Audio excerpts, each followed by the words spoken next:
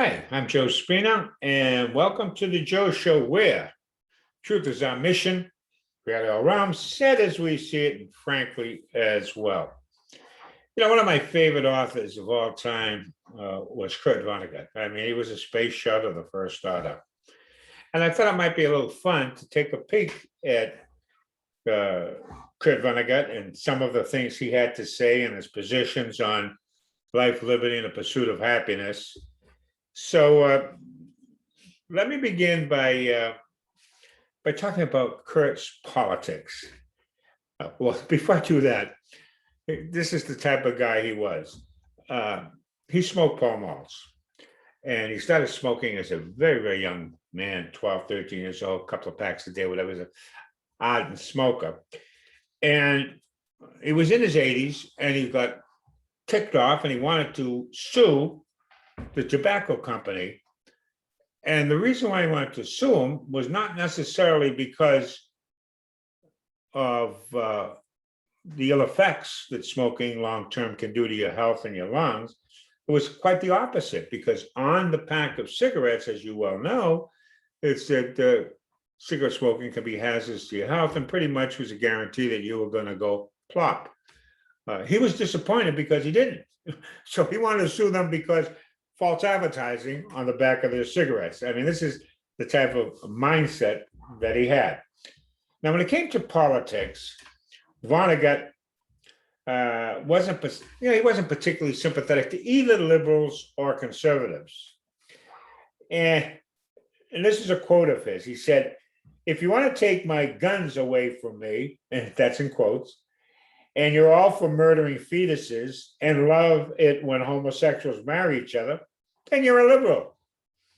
On the other hand, if you're against those perversions and for the rich, you're a conservative.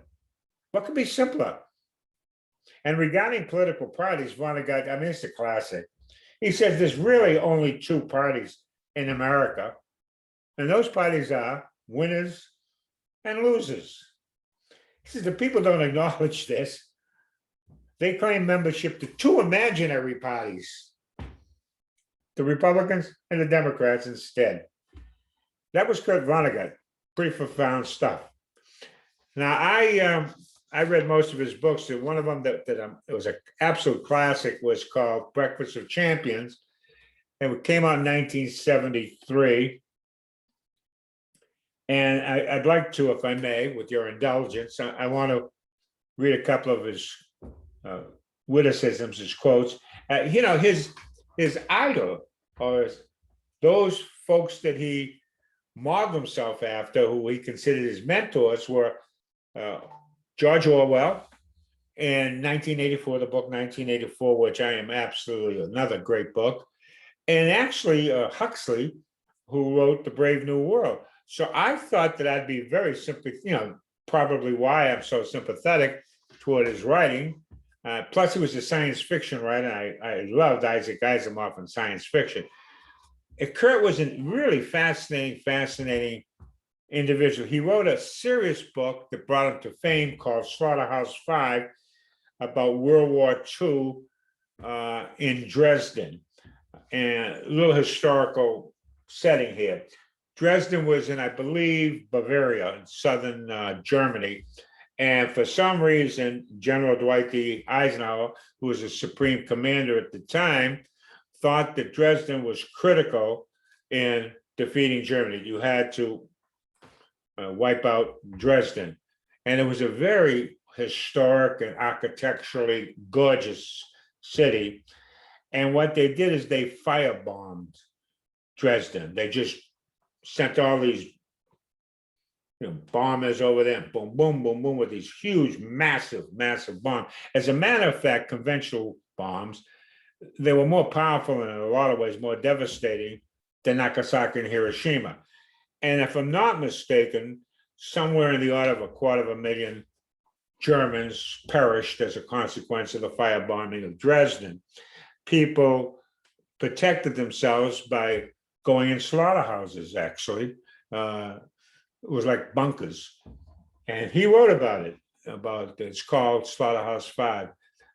I'm vague on the details, but it was profound. It was it was very anti-war. He was an anti-war guy. Ironically, he went and joined the service. He dropped out of college to go fight World War II. He's of German extraction himself, and I think he was probably sympathetic to the Germans. But it's interesting that folks who aren't anti-war guys are the ones who fight the hardest in a war. So, in any case, back to Breakfast of Champions.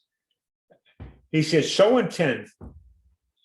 So, in the interest of survival, talking about human beings, they train themselves to be agreeing machines instead of thinking machines. All their minds had to do was discover what other people were thinking. And then they thought that too. And he was futuristic, as science fiction. That was in Breakfast of Champions. Another passage that I found fascinating was people took such awful chances with chemicals in their bodies because they wanted the quality of life or their quality of lives to improve. They lived in ugly places where there were only ugly things to do. They didn't own diddly squat, so they couldn't improve their surroundings. So they did their best to make their insides beautiful instead. That was written in 1973. Not much has changed. Taking awful chances with chemicals. So now we can buy them legally. I drive up and down Highland Avenue, and there's more people lined up going in there to get their chemicals than you can shake a stick at. I mean, it's amazing. And Breakfast of Champions. The planet was being destroyed. This is 1973 now. The planet was being destroyed by manufacturing processes. And what was being manufactured was lousy and large, by and large.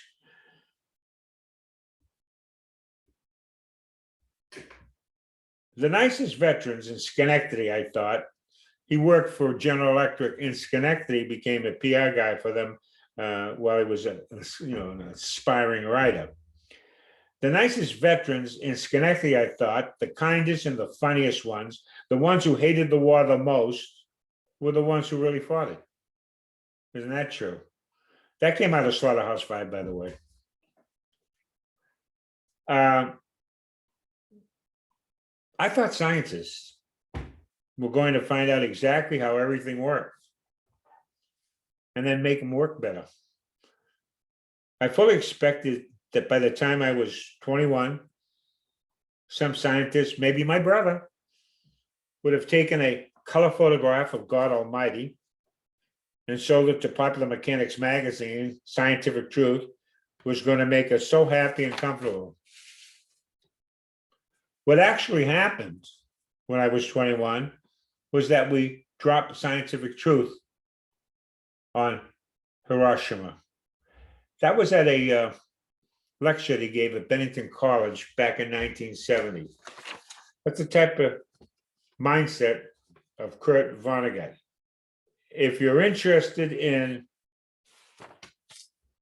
let me see if I can find his favorite writer, Orwell, his favorite writer, and admitted he tried to emulate Orwell. I like his concern for the poor. People don't realize this, is that some of these writers, you can't peg them as conservative liberal. They just were social commentators. I liked his concern for the poor. And this is Vonnegut talking about George Orwell, who wrote 1984. Now, this part seems like a little anathema to me, but I got to go along with it. He said, I like his socialism. I never thought of George Orwell as a socialist, but Vonnegut did. I like his simplicity.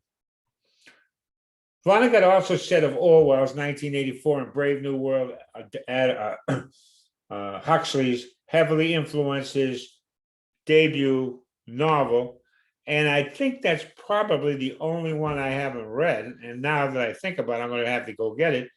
Came out in 1954. It was called The Piano Player. So it's really something. We're here to help each other get through this thing, whatever it is. That's his conclusion about life. We're here to help each other get through things, whatever that is. Hopefully, you and I can get through things, whatever that may be.